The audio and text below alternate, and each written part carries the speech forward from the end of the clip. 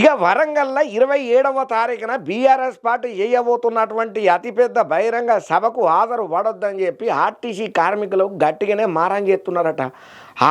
RTC కార్మికులు ఎందుకయ్యా KCR sir మీద బీఆర్ఎస్ పార్టీ మీద గంతగారం మీద ఉన్నారని అంటే, బీఆర్ఎస్ పార్టీ అధికారంలో ఉన్నప్పుడు జర చూసినట్టు వాళ్ళని పట్టించుకోలేదన్న మాటతోని ఇప్పుడు వాళ్ళు మస్తు గుర్రు మీద ఉన్నారు. ఎట్టి పరిస్థితులలో వరంగల్లో అయ్యే మీటింగ్కు మన ఆర్టీసీ కార్మికులు ఎవరు కూడా పార్టిసిపేట్ చేయొద్దు, అందులో హాజరు పడొద్దు, పడితే కనుక కఠిన చర్యలు తీసుకుంటామని చెప్పి వాళ్ళ యూనియన్ వాళ్ళే గట్టిగానే మారాములు చేసుకుంటా లొల్లులు పంచాయతీలు పెట్టుకుంటున్నారు.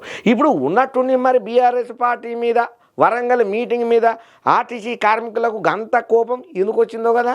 బీఆర్ఎస్ 10 ఏళ్ల పాలనలల్లో ఆర్టీసీని నిర్వీర్యం చేసిండ్రని చెప్పి ఆర్టీసీ జేఏసీ చైర్మన్ అశ్వత్థామరెడ్డి పైరైకుంటూ వచ్చిండయ్యా. కార్మికుల సమస్యలను పరిష్కరించాలని చెప్పి 55 రోజులు సమ్మె చేస్తే 34 మంది ప్రాణాలు కోల్పోయిండ్రు.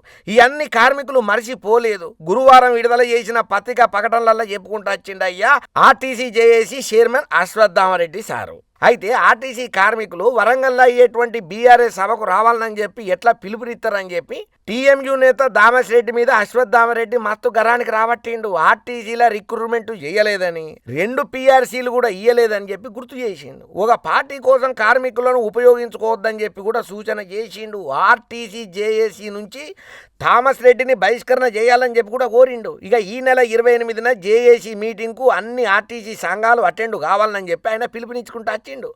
ఆర్టీసీని నాశనం చేసిన కేసీఆర్కు ఆర్టీసీ కార్మికులు మద్దతు పలకరని చెప్పి JAC co chairman Hanumanthu Mudiraju కూడా అనుకుంటూ వచ్చిండు. ఇక బీఆర్ఎస్ ఓటమిలో ఆర్టీసీ కార్మికులు కీలక పాత్ర పోషించిండ్రని చెప్పి గుర్తు చేసిండ్రు.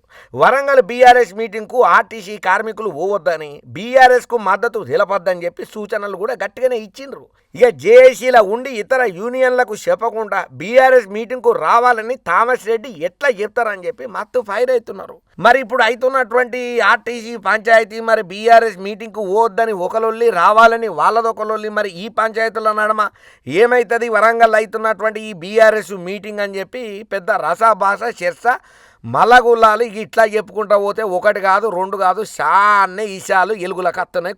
కొత్తగా తెలవనోళ్ళకు కూడా తెలిచేటట్టు అవుతున్నది. ఇక మొత్తానికైతే ఆర్టీసీ కార్మికులు బీఆర్ఎస్ మీటింగ్కి పోవద్దని చెప్పి కంకణం కట్టుకొని కూర్చున్నారు. మళ్ళీ రేపు ఏమైనా మనసు మారుతుందో ఏమో చూద్దాం అన్నట్టుగా బీఆర్ఎస్ పార్టీ నాయకులు కూడా ఓ పక్కన ఆలోచనలు గట్టిగానే చేస్తున్నారట. వెనకాల మంతనాలు కూడా గట్టిగానే జరుపుతున్నారట.